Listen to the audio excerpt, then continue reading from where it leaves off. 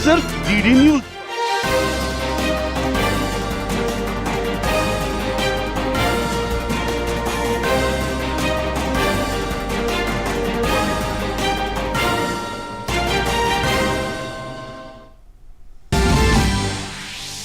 Balasore rail हादसे में मरने वालों की संख्या हुई 280 के पार, 800 से ज्यादा लोग घायल।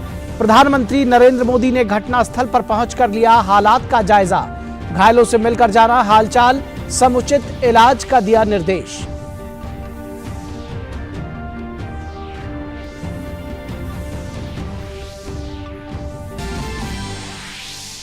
दुर्घटना के कारण रूट पर ठप पड़ी रेल सेवा को फिर से बहाल करने के लिए युद्ध स्तर पर काम जारी। मारे गए और घायल हुए यात्रियों के परिजनों को विशेष ट्रेन के जरिए पहुंचाया जा रहा है उनके घर।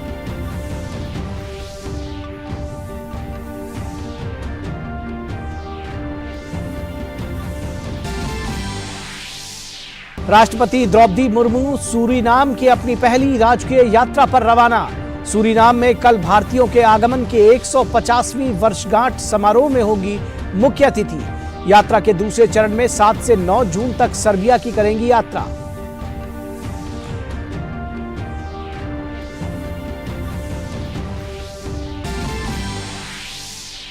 केंद्रीय गृह मंत्री अमित शाह आज केरल का करेंगे दौरा। कोच्चि स्थित अमृता अस्पताल के रजत जयंती समारोह में होंगे शामिल।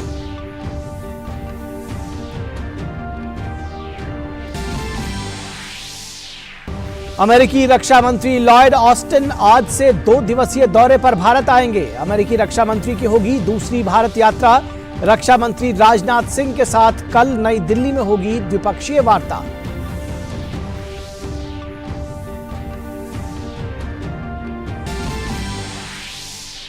हैदराबाद में आज से G20 हेल्थ वर्किंग ग्रुप की तीसरी बैठक।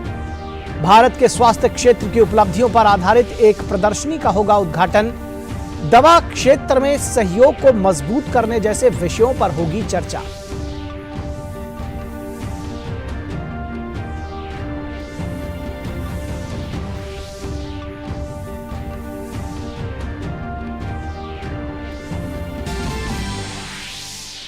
एफए कप के फाइनल मुकाबले में इंग्लिश क्लब मैनचेस्टर सिटी ने सत्र का अपना दूसरा खिताब जीता।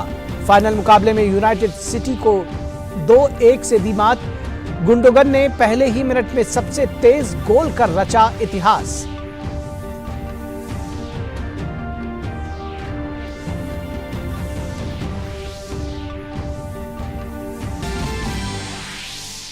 और उत्तर प्रदेश में आयोजित खेलो इंडिया यूनिवर्सिटी गेम्स 2022 का हुआ समापन।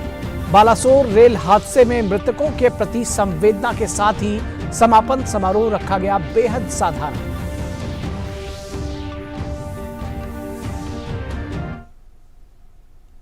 नमस्कार, डीडी न्यूज के इस बुलेटिन में आप सभी का स्वागत है। मैं हूं निखिल सिंह। ओडिशा में शुक्रवार की शाम हुई भीषण रेल दुर्घटना में मृतकों का आंकड़ा 280 के पार हो गया है। 800 से ज्यादा लोगों का इलाज अस्पतालों में जारी है।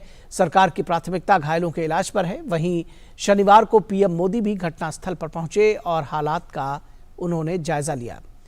पीएम ने अस्पताल जाकर घायलों से मुलाकात भी की। उन्होंने दुर्घटना स्थल पर चल रहे राहत कार्यों का मुआयना किया। प्रधानमंत्री ने सभी स्तर पर घटना की जानकारी ली। एनडीआरएफ के जवानों से भी बात की। आपदा प्रबंधन में लगे कर्मियों और स्थानीय अधिकारियों और रेलवे से जुड़े लोगों से उन्होंने विस्तृत जानकारी दी। दुर्घटना में जान गंवाने वाले लोगों के प्रति प्रधानमंत्री ने संवेदना व्यक्त की। उन्होंने कहा कि ऐसी वेदना को व्यक्त करने के लिए उनके पास शब्द नहीं है। इस बीच पीएम मोदी ने ओडिशा में ट्रेन हादसे पर दुनिया भर के नेताओं द्वारा जताए गए शोक संदेशों के लिए आभार जताया है। उन्होंने कहा कि उनके शब्द शोक संतप्त परिवारों को दुख सहने की शक्ति देंगे। इसके साथ ही प्रधानमंत्री ने राज्य सरकार, स्थानीय प्रशासन और नागरिकों का आभार जताया। प्रधानमंत्री ने कहा कि राहत और बचाव कार्य में लोगों ने जो काम किया है वो सराहनीय है। वहीं प्रधानमंत्री ने आश्वस्त किया कि घटना की जांच हर स्तर पर की जा रही है। उन्होंने कहा कि दोषियों के खिलाफ सख्त कार्रवाई की जाएगी। और ओडिशा रेल हादसे के बाद रेल दुर्घटना स्थल पर मरम्मत का काम युद्ध स्तर पर जारी है। इसमें 1000 से अधिक कर्मचारी दिन रात जुटे हुए हैं। वहीं अधिकारी भी बहाली के काम की लगातार निगरानी कर रहे हैं। बहाली के काम में तेजी लाने के लिए 7 पोकलेन मशीनों का इस्तेमाल किया जा रहा है। घटनास्थल पर 2 दुर्घटना राहत ट्रेनें भी मौजूद हैं। वहीं सुरक्षा क्रेनों को मरम्मत के काम में लगाया गया है। रेलवे के डॉक्टर्स घायलों का इलाज कर रहे हैं और अस्पताल के डॉक्टर्स से समन्वय कर रहे हैं।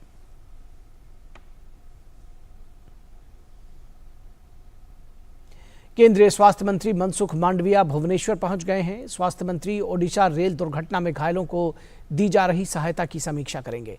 स्वास्थ्य मंत्री एम्स भुवनेश्वर के साथ साथ कटक मेडिकल कॉलेज का भी दौरा करेंगे। सूत्रों के मुताबिक दिल्ली एम्स के चिकित्सा विशेषज्ञों की एक टीम 1000 से अधिक घायलों के इलाज के लिए चिकित्सा उपकरणों के साथ घटनास्थल का दौरा करेगी।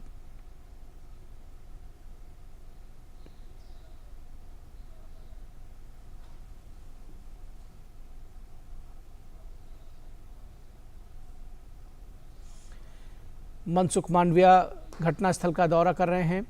वो आज बालासोर जाएंगे। इसके साथ ही साथ वो एम्स भुवनेश्वर में भी स्थिति की समीक्षा करेंगे।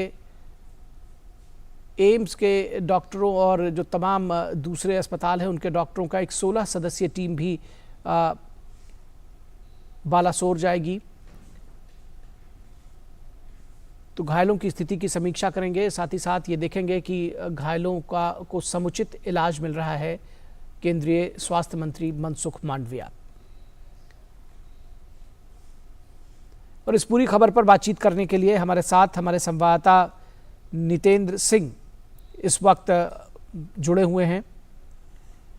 नितेंद्र, आपसे जानना चाहेंगे मनसुख मांडविया के दौरे के विषय में और जो रेल दुर्घटना में घायलों को दी जा रही जो सहायता है और उसके साथ ही साथ जो उनको इलाज है उसकी समीक्षा करने पहुंचे हैं मनसुख मांडविया।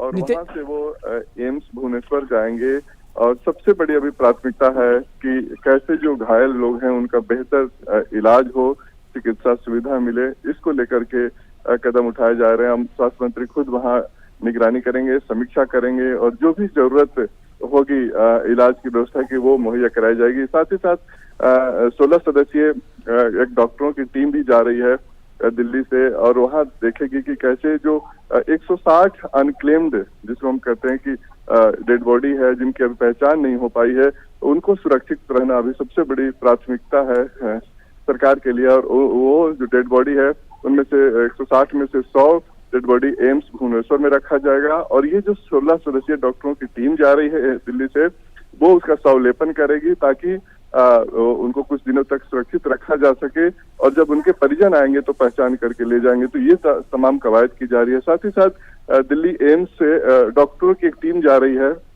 जो वहां पे स्पॉट पे भी जाएगी और साथ ही साथ जो जहां भी घायल लोग हैं वहां पे इलाज में सहायता देगी। जो राज्य सरकार है या फिर जो अस्पताल है वहां पर जो अपनी एक्सपर्टी है उसके तहत उनका इलाज की एक तरह से एडवाइस करेगी। तो ये तमाम कदम उठाए जा रहे हैं और सबसे बड़ी प्राथमिकता इस वक्त है कि जो घायल लोग हैं उनका समुचित इलाज हो, बेहतर इलाज हो और इसको लेकर के स्वास्थ्य मंत्री खुद भुवनेश्वर पहुंचे हुए हैं। जी नितेंद्र, बहुत शुक्रिया इस तमाम बातचीत और जानकारी के लिए। और अमेरिकी राष्ट्रपति जो बाइडेन ने एक बार वापस नितेंद्र के पास लौटते हैं। नितेंद्र, आपसे कुछ सवाल और जानना चाहेंगे इस खबर के संदर्भ में। और मनसुख मांडविया जैसा कि आपने बताया भुवनेश्वर पहुंचे हैं, दरअसल घायलों के संदर्भ में भी आपसे जानना चाहेंगे कि किस तरह के से जो उनका इलाज है वो चल रहा है और उसमें कई ऐसे लोग हैं जो क्रिटिकली इंजर्ड हैं, उनके विशेष इलाज के लिए क्या कुछ इंतजाम किए जा रहे हैं। मनसुख मांडविया भी वहां पहुंच रहे हैं।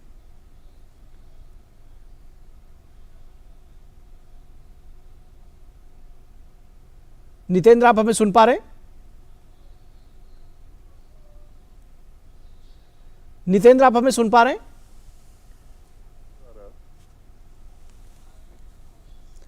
नितेंद्र, अगर आप हमारे साथ बने हुए हैं तो आपसे जानना चाहेंगे कि जो घायल हैं, जो क्रिटिकली इंजर्ड हैं, उनके लिए क्या विशेष प्रयास किए जा रहे हैं कि उनको समुचित इलाज मिल सके, जो सुविधाएं हैं, जो मशीनें हैं, जो उपकरण हैं, वो वहाँ इन प्लेस रहें? कटक हो या फिर भुवनेश्वर हो या आसपास के जो अस्पताल हैं वहां पर इलाज किया जा रहा है।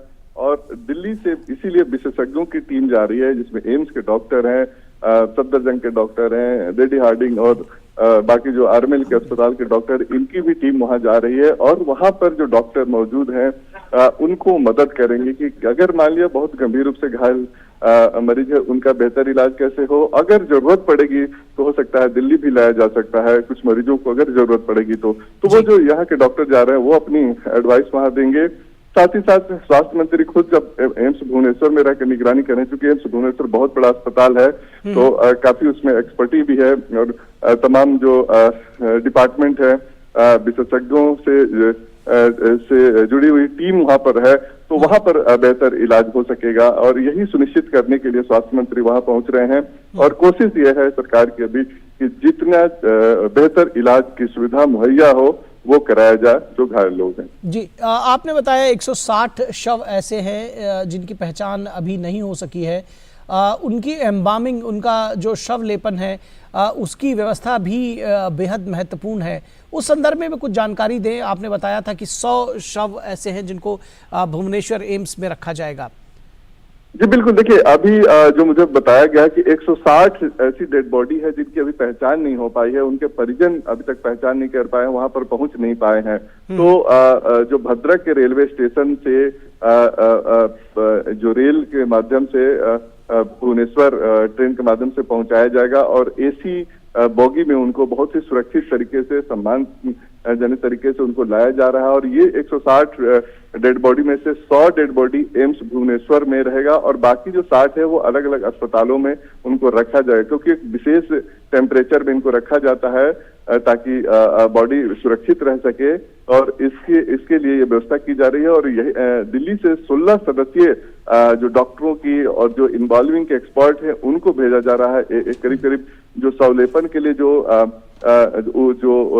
सामग्री चाहिए वो भी दिल्ली से जा रहा है और वहां पर एम्स में भुवनेश्वर में शवलेपन होगा। जो बाकी दूसरे अस्पताल में भी जो 60 बॉडी जाएगी उनमें शवलेपन होगा ताकि सुरक्षित तरीके से उनको रखा जा सके। और जब उनके परिजन आएंगे, चाहे आज हो या कल हो या परसों पहुंचेंगे, तो अपने परिजन की पहचान करके फिर वो डेड बॉडी उनको सौंपा जाएगा। तो ये पूरी प्रक्रिया है और एक बड़ी कवायद है, इस वक्त बड़ी प्रक्रिया है ये। और सरकार की प्राथमिकता है कि जो अभी अनक्लेम्ड डेड बॉडी है उनको उनके परिजनों तक पहुंचाया जाए और उसको लेकर के ये एक्सरसाइज किया जा रहा है। जी, निश्चित तौर पर जो घायलों का इलाज है वो भी, और ख़ास तौर पर जब हम क्रिटिकली इंजर्ड की बात करते हैं, जो गंभीर रूप से घायलों की बात करते हैं, वो कितना चुनौतीपूर्ण है, क्योंकि बहुत सारे ऐसे लोग हैं जिनकी स्थिति बहुत नाजुक बनी हुई है। नितेंद्र, निश्चित तौर पे देखिए, चूंकि ट्रेन एक्सीडेंट है तो उसमें हर तरह के घायल होंगे। मान लिया किसी का हाथ कटा हो, किसी का पैर कटा हो,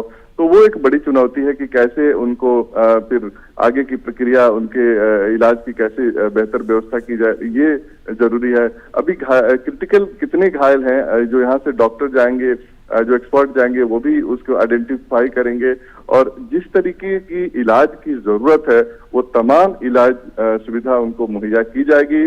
प्रधानमंत्री ने खुद कल स्वास्थ्य मंत्री से बात की थी और समुचित व्यवस्था करने के लिए कहा था। और आज हम जानते हैं कि हैदराबाद में G20 की हेल्थ वर्किंग ग्रुप की तीसरी बैठक का उनको उद्घाटन करना था स्वास्थ्य मंत्री को, लेकिन आज सुबह तड़के यहाँ से 6 बजे भुवनेश्वर के लिए रवाना हुए और पहुंच चुके हैं वहां पर वो। और तो खुद स्वास्थ्य मंत्री निगरानी कर रहे हैं इन तमाम जो लोग हैं उनका समुचित इलाज के लिए। तो निश्चित तौर पे कोई कसर नहीं छोड़ा जाएगा, जिस स्तर पे भी इलाज की जरूरत होगी वो उनको मुहैया कराया जाएगा। सरकार की तरफ से ये पूर्णतः आश्वासन दिया गया है।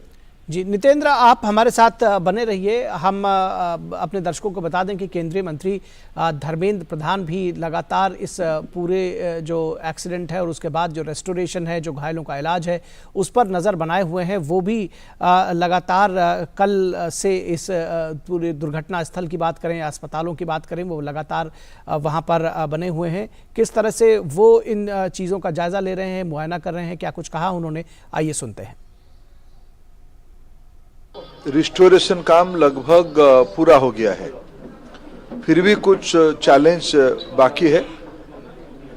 एनडीआरएफ, ओडीआरएफ, रेलवे की पूरा टीम कल रात भर भी काम किया है। 3 दिशा में काम त्वरित गति से किया जा रहा है। नितेंद्र, एक बार वापस आपके पास लौटते हैं और केंद्रीय स्वास्थ्य मंत्री मनसुख मांडविया के भुवनेश्वर दौरे की बात करते हैं, जो घायल हैं उनके इलाज की बात करते हैं। जो अगर ओडिशा या भुवनेश्वर या उसके आसपास के सेटअप की बात करें तो क्या इस बात की भी संभावना है कि जो गंभीर रूप से घायल हैं या जिन क्रिटिकली, नितेंद्र आपको रोकेंगे और यहाँ से आपको ले चलेंगे प्रधानमंत्री अश्विनी वैष्णव को सुनते हैं। आके साइट का इंस्पेक्शन किया था और उन्होंने इंस्ट्रक्शंस दिए, उस इंस्ट्रक्शंस के हिसाब से कंप्लीट तेजी से काम चल रहा है। आप देख रहे हो कल रात में ये वाला जो ट्रैक है, जो इस पूरे के पूरे करीब ट्रैक का काम कंप्लीट हुआ। अभी उसका ओवरहेड इलेक्ट्रिफिकेशन का जो ऊपर के तार लग रहे हैं वो OHE का काम अभी कंप्लीट हो रहा है। टैंपिंग मशीन रेडी पड़ी है।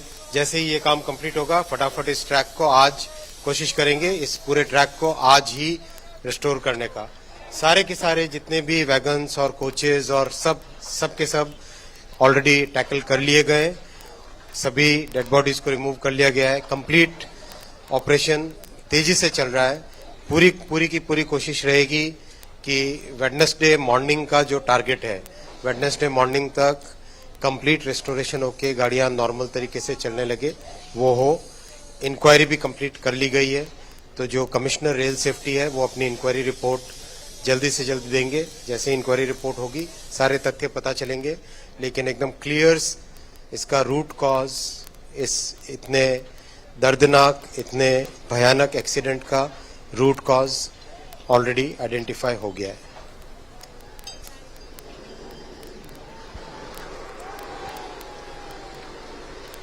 रेल मंत्री स्वयं घटनास्थल पर मौजूद हैं और इस वक्त जो रेस्टोरेशन का काम है उस पर वो लगातार निगरानी बनाए हुए हैं। अभी हमने देखा कि धर्मेंद्र प्रधान जो केंद्रीय शिक्षा मंत्री हैं वो भी वहाँ मौजूद हैं। अभी हमने सुना कि किस तरह से रेल मंत्री ने कहा कि जो रेस्टोरेशन का काम है वो बुधवार सुबह तक पूरा कर लिया जाएगा। ये भी अपने आप में बड़ा चुनौतीपूर्ण काम है और उतनी ही तीव्र गति से इसको किया जा रहा है, क्योंकि ऐसे बड़े रेल दुर्घटना के बाद में इस साइट को रेस्टोरेट करना, इस रूट को रिस्टोर करना पहले के मुकाबले अगर देखा जाए, पहले 7-8 दिन कम से कम लगा करते थे। अब रेल मंत्री ने आश्वासन दिया है, उनका कहना है कि जो टारगेट रखा गया है वो बुधवार सुबह तक का रखा गया है। इसके साथ ही साथ उन्होंने जानकारी दी कि जो एक्सीडेंट के कारण है उनका भी जो रूट कॉज है उसको भी आइडेंटिफाई कर लिया गया है। जांच पूरी हो गई है और रेलवे जो सेफ्टी कमिश्नर है वो अपनी जांच रिपोर्ट शीघ्र सौंप देंगे और उसके बाद ये उसके विस्तार में जाया जाएगा। लेकिन जो उसका रूट कॉज है वो उसको आइडेंटिफाई कर लिया गया है, उसकी पहचान कर ली गई है। हालांकि रूट कॉज को उन्होंने फिलहाल बताया नहीं है, लेकिन ये पता चल सका है कि आखिर इस ये जो दुर्घटना हुई है उसका कारण क्या है। और नितेंद्र हमारे साथ बने हुए हैं। नितेंद्र आप बने रहिए। फिलहाल हमारे साथ अभिषेक सिंह भी जुड़ गए हैं इस खबर पर बातचीत करने के लिए। अभिषेक, अभी हमने रेल मंत्री को सुना, उन्होंने कहा कि बुधवार तक 2 महत्वपूर्ण बातें उन्होंने कही। एक तो वो आप देख सकते हैं कि वो स्वयं इस वक्त घटनास्थल पर मौजूद हैं। 2 बातें उन्होंने कही। एक तो बुधवार तक जो रेस्टोरेशन का काम है उसको पूरा करने का टारगेट रखा गया है और जो जांच है उसमें जो रूट कॉज है उसका पता लगाया जा चुका है। किस तरह से देखते हैं, क्या जानकारी है आपके पास? बिल्कुल निखिल, देखिए हम भी इस वक्त जो दुर्घटना स्थल है यहीं पर मौजूद है और जो बुधवार तक की बात है, ऐसा क्यों आप देख सकते हो अभी भी पटरियों की हालत जो है मैं आपको दिखाऊंगा। यहाँ पर रिस्टोरेशन का काम शुरू किया जा चुका है, लेकिन अब मैं आपको यहाँ पे दिखाऊंगा तस्वीरों में कैसे जो ट्रेन के अंदर जो आप पिलो देखे, टॉवल देखे या फिर बेडशीट देखे, वो अभी किस तरीके से बिखरे हुए, कितना भीषण हादसा रहा होगा इस चीज से अंदाजा लगाया जा सकता है। जो 21 बोगियां थी उनको हटाने का काम जो है ट्रैक से, वो आप यहाँ पर देखिए। जो बोगी जो बिल्कुल डिरेल होने के बाद पलट गई थी, उन बोगियों को यहाँ पर किस तरीके से से शिफ्ट किया गया है यहाँ पर उनको अलग अलग, और बड़े बड़े क्रेन के माध्यम से बड़े बड़े जो इंस्ट्रूमेंट है उसके जरिए किस तरीके से जो है इनको यहाँ पर अलग किया गया है। ये तमाम तस्वीरें जो है ये बयां कर रही हैं कि रिस्टोरेशन वर्क जो है शुक्रवार शाम 6:55 की घटना होती है। सबसे पहले राहत और बचाव पर फोकस होता है और उसके बाद जो है किस तरीके से मैन पावर की बात करें, तकरीबन 1000 से ज़्यादा जो लोग हैं वो यहाँ पर देखिए आप कि वो यहाँ पर लगातार लगे हुए हैं। हमारे पीछे क्रेन है, जेसीबी मशीन है, यहाँ पर देखिए एक जो राहत और बचाव का जो वैन है वो भी यहाँ पर खड़ा है। वो OHE यानी कि जो इलेक्ट्रिकल लाइन है उसको फिक्स करने का काम कर रहा है। तमाम ट्रैक के ऊपर बहुत सारे ऐसे जरूरी चीजें होते हैं, सखियों के साथ जो है वो टूट चुका था, वो सारा ट्रैक जो है वो टूट चुका था और उसको ट्रैक को किस तरीके से फोल्ड हो चुका था उसको बदलने में जो है उसमें वक्त लगेगा। 3 लाइनें जा रही है क्योंकि ये तीनों ट्रेनें जो है 3 लाइनों से होकर के गुजरना था, लेकिन मालगाड़ी से टक्कर होने के बाद कोरोमंडल का वो जो है वो शिफ्ट हो जाती है और दूसरा बेंगलोर हावड़ा से टकराती है। लेकिन रिस्टोरेशन का काम जो है युद्ध स्तर पर जारी है। ये तस्वीरें आपको साफ साफ बयां कर सकती है और अभी भी आगे जो है कुछ और जगहों पे जो कुछ बोगियां हैं उन्हें हटाने का जो है उसका भी काम जारी है। रेल मंत्री स्वयं निरीक्षण कर रहे हैं, चेयरमैन रेलवे बोर्ड यहीं पर मौजूद हैं और लगातार जो है यहाँ पर रिस्टोरेशन को लेकर के, क्योंकि बहुत मेन रूट है ये हावड़ा से होकर पुरी के लिए, साउथ इंडिया के लिए, बेंगलोर के लिए, हैदराबाद के लिए, चेन्नई के लिए, तो इसको युद्ध स्तर पे किया जा रहा है। साथ ही साथ जो घायल है उनको उनके इलाज के लिए भी जितने हॉस्पिटल है वहां पे तमाम रेलवे के जो बड़े अधिकारी है वो वहां पे मौजूद है कि किसी भी तरीके की उन्हें जो जरूरत होगी मेडिसिन से लेकर के उच्च स्तरीय चिकित्सा की उसकी व्यवस्था की जा रही है। निखिल जी, रेल मंत्री की बात अभी आपने सुनी, आपने बताया कि रेल मंत्री घटनास्थल पर मौजूद है, चेयरमैन रेलवे बोर्ड जिसको कहते हैं वहां मौजूद है, पूरा अमला रेलवे का वहां मौजूद है। ये समझना चाहेंगे इसके पहले जब रेल हादसे होते थे, जाहिर तौर पर ये दुखद रेल हादसा है, लेकिन रेस्टोरेशन का काम भी बुधवार तक उसका टारगेट रखा गया है। किस तरह से इसको देखते हैं, क्योंकि इतनी शीघ्र रेस्टोरेशन करना भी बेहद चुनौतीपूर्ण होगा। निखिल, मैं एक तस्वीर और आपको दिखाना चाहूंगा अपने कैमरामैन के माध्यम से। देखिए, जब कोई ट्रेन आती है उसका लाइन चेंज करने के लिए आपने अक्सर देखा होगा किसी भी स्टेशन प्लेटफॉर्म के बगल में ऐसी एक आपको छोटी सी इमारत नजर आएगी जहां पर कि जो है ऊपर लाइनमैन बैठे होते हैं, वो वहां से जो है उस ट्रैक को चेंज करते हैं और ठीक इसके सामने इतना बड़ा हादसा होता है। आप देखिए कि इसी के ठीक सामने जो है ये पूरा हादसा हो रखा है। तो आप समझ सकते हैं कि यहाँ पर जो मालगाड़ी खड़ी थी उसके बाद भी जब कोरोमंडल एक्सप्रेस 130 किलोमीटर की रफ्तार से जब इससे टकराती है तो क्या स्थिति हुई होगी। और उसके बाद जो एक और ट्रेन पास करी थी जो लगभग निकल चुकी थी, लास्ट की उसकी 2 बोगियां थी, हावड़ा से बेंगलोर एक्सप्रेस की, वो टकराती है। लेकिन कारण अभी जांच जो है वो इनिशियल स्टेज पे उसका पता लगाया जा चुका है। वो भी शायद रेल मंत्री जो उसे भी सार्वजनिक करेंगे, जल्दी सार्वजनिक करेंगे। लेकिन मैं आपको दिखाऊंगा कि फिलहाल जो प्रायोरिटी है वो भारतीय रेलवे की वो ये है कि किसी भी तरीके से इस रेल रूट को जो है उसे रिस्टोर किया जाए और इसके लिए तमाम जो भी उपाय हैं, जो भी मदद है, जो भी आपके रेलवे की ओर से जो भी इसमें क्षमता है, पूरी क्षमता से वो यहाँ नजर आ रही है। लोकल जो प्रशासन है उनकी भी पूरी यहाँ पे मदद नजर आ रही है।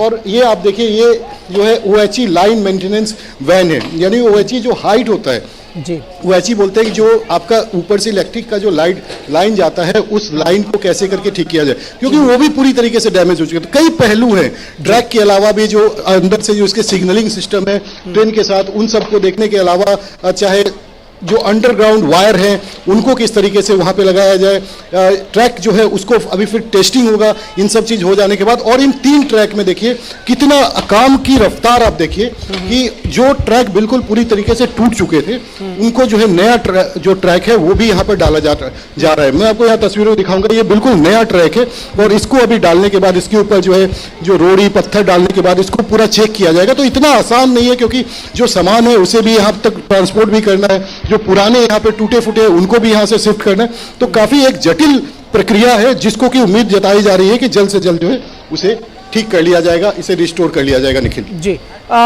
2 बातें आपसे जानना चाहेंगे। शुक्रवार की शाम 6:51 पर या ये कहें 7 बजे के आसपास दुर्घटना होती है और उसके बाद दूसरे दिन सुबह 7 बजे बजते बजते जो है सारे लोगों को रेस्क्यू कर लिया गया वहां से। तो इतनी तेज रेस्क्यू ऑपरेशन हुआ, उसके बाद फिर जो दूसरी रेस्टोरेशन का काम है वो भी इतनी तेज हुआ। किस तरह से समन्वय आप देखते हैं जो सारी जो टीमें हैं वहां पे, चाहे वो राज्य सरकार की एजेंसीज हों चाहे केंद्र सरकार की एजेंसीज हों, किस तरह का समन्वय देखते हैं? और जो एक जिजीविषा है इस दुर्घटना के बाद वो सामने दिख रही है। आपने बताया कि 1000 से अधिक कर्मचारी दिन रात जुटे हुए हैं इसको रिस्टोर करने में। बिल्कुल, देखिए 1000 तो वो कर्मचारी हैं जो मैन पावर जो कि ट्रैक बिछाने का काम कर रहे हैं, साथ साथ एनडीआरएफ की तमाम टीमें हैं जो कि यहाँ पर मौजूद है। एनडीआरएफ के कुछ लोगों को भी मैं यहाँ पर तस्वीरों में दिखाना चाहूँगा कि जो कि यहाँ पे लगातार मौजूद है। और यहाँ पे अभी भी जिस तरीके से उनकी ओर से भी जो मदद है, 3 टीमें एनडीआरएफ की, बाद में 2 टीमें और शामिल हुई, ओडीआरएफ की टीमें, एसडीआरएफ की टीमें, वो लगातार यहाँ पे काम कर रहे हैं। मैं आपको अभी और भी आगे की भी तस्वीरें दिखाएंगे, लेकिन चूंकि यहाँ पर जिस तरीके से रिस्टोरेशन का काम चल रहा है तो हमें भी बड़े सावधानी से जाना होगा, क्योंकि किसी को कोई दिक्कत ना हो या फिर किसी काम में कोई व्याधा ना हो, तो इस चीज़ को लेकर के। लेकिन तस्वीर आपके सामने है। देखिए, सारे कोरोमंडल एक्सप्रेस हो, बेंगलोर हावड़ा एक्सप्रेस हो, जो मालगाड़ी इंजन, ये तस्वीर आपके साथ है। और ऐसी तस्वीर जो है, इतना भीषण हादसा जो है ये इस तरीके का कभी हुआ नहीं, एक कि 3 ट्रेनें जो है आपस में टकरा जाए। और ये तस्वीरें आपको साफ साफ बता सकती है कि रेल मंत्री लगातार यहाँ पे कैंप कर रहे हैं। जैसे उन्हें पता चला कि ये भीषण हादसा हुआ है, उन्होंने अपना जो गोवा का कार्यक्रम था, मुंबई का कार्यक्रम था, उसे रद्द करके वो यहाँ पर विशेष विमान से पहुँचते हैं और उसके बाद से लगातार यहाँ पर मौजूद रहते हैं। फिलहाल भी जो है वो जहाँ पर रिस्टोरेशन का काम हो रहा है वहाँ अंदर में मौजूद है।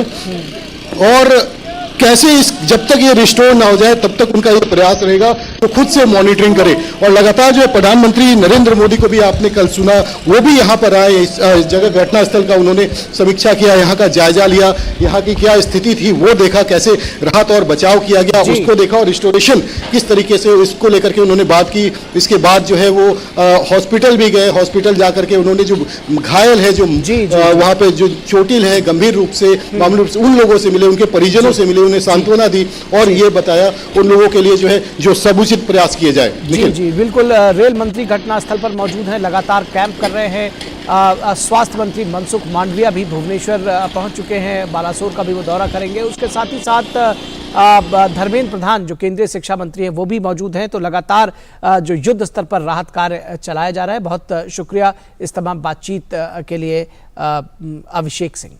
और इस समाचार बुलेटिन में बस इतना ही। हमारी पूरी टीम को दीजिए इजाजत। नमस्कार।